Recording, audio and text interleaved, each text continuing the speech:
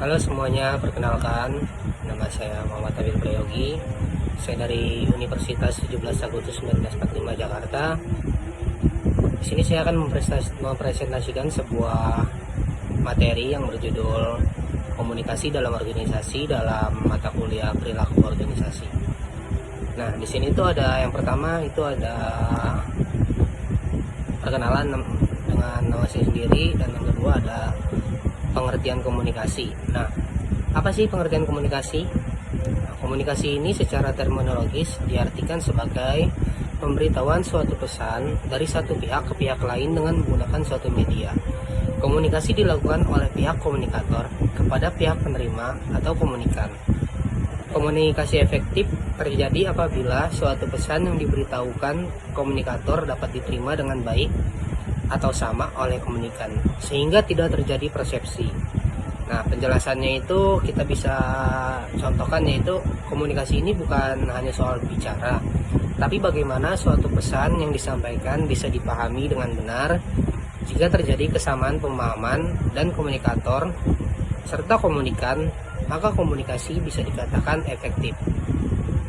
Selanjutnya ada pengertian organisasi. Nah, apa sih organisasi? Yaitu suatu kelompok yang bekerja sama secara terstruktur dan sistematis untuk mencapai tujuan tertentu.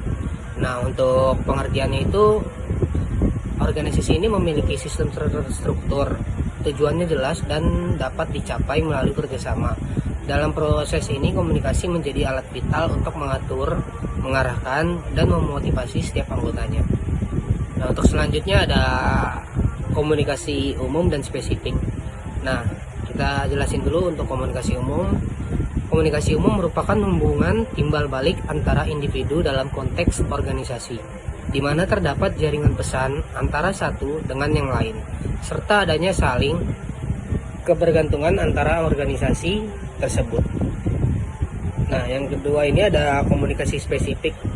Komunikasi spesifik atau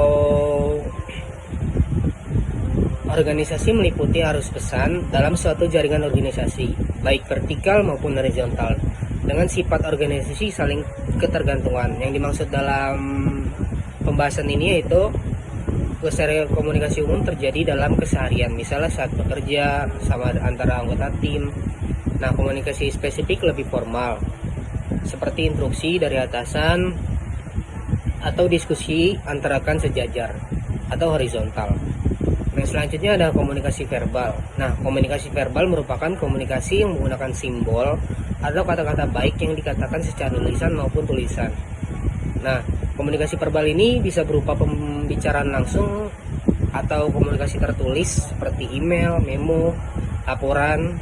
Yang paling penting adalah penggunaan kata-kata sebagai media penyampaian.